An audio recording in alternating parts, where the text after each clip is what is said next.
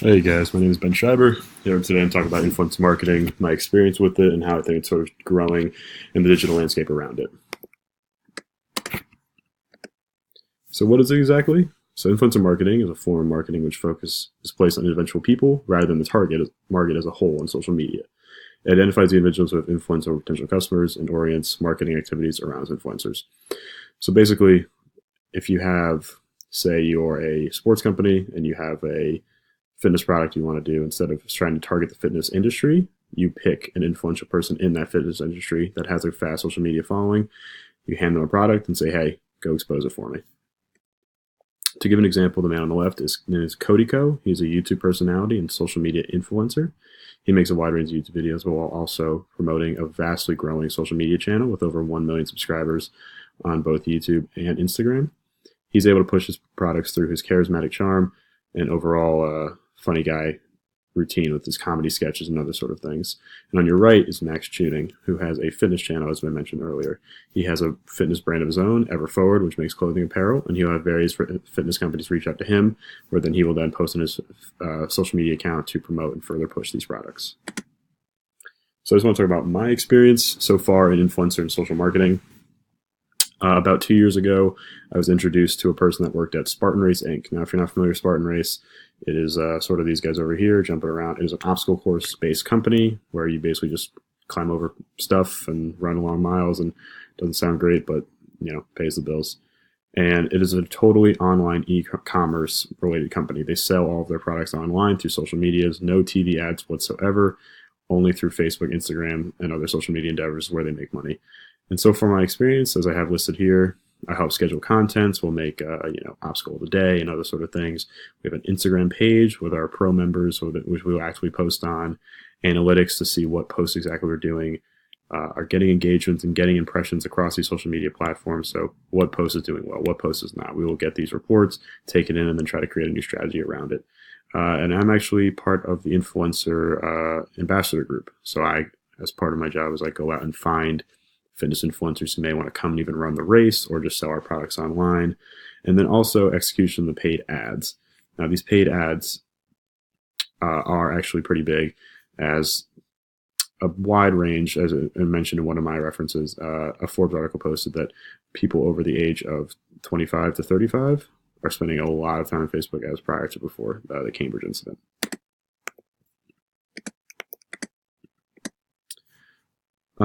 And now you can sort of see the growing trends that are going on in influencer marketing. And I provided these little links right here so when you click on this PowerPoint yourself, you can see the article talking about it.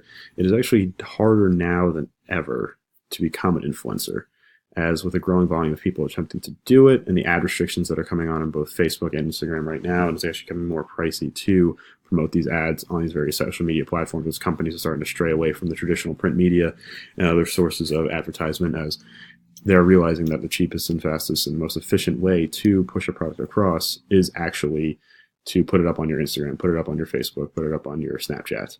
And actually, it is 129% more likely a customer buys something if they saw it on a social media. Just so it's scrolling, so you see these paid ads, you're scrolling through your feeds, you see a beauty product that appeals to you, you see a piece of equipment that appeals to you. That's all just done through random scrolling and no real effort on your own.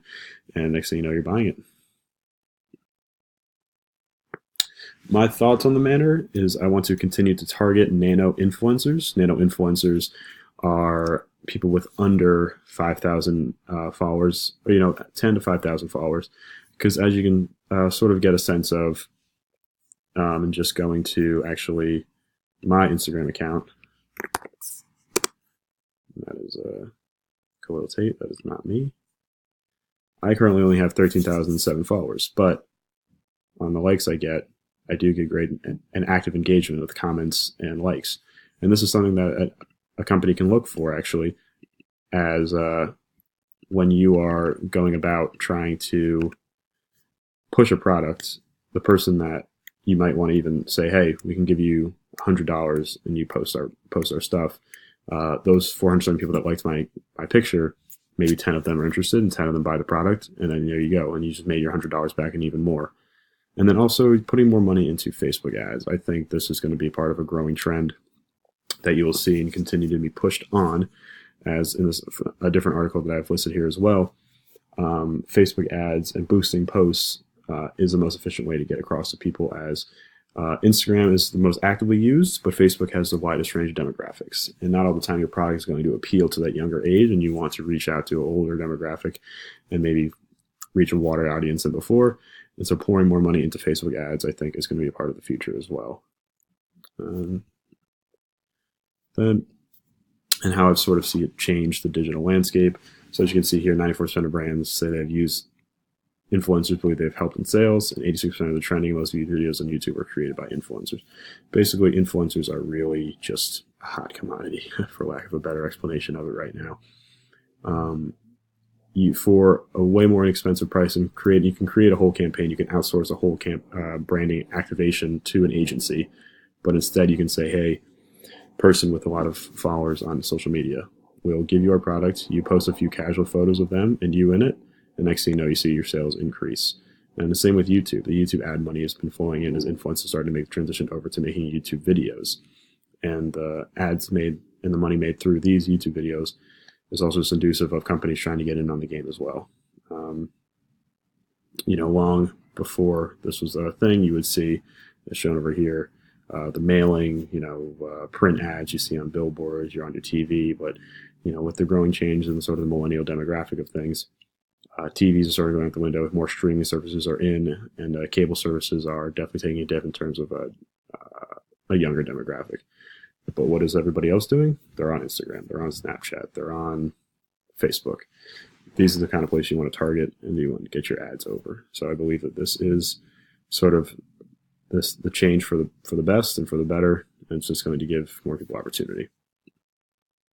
And I actually want to close on that.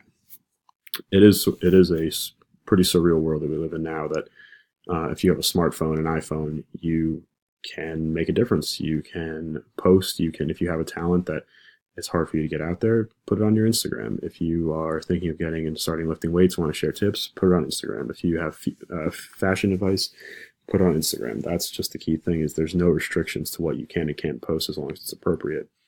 And with the engagement tools that are offered in this social media world today, it is possible to get it done, and you can make a career out of it. However, I do caution, and this is the thing that I want to close with especially, is don't just jump right into it right away.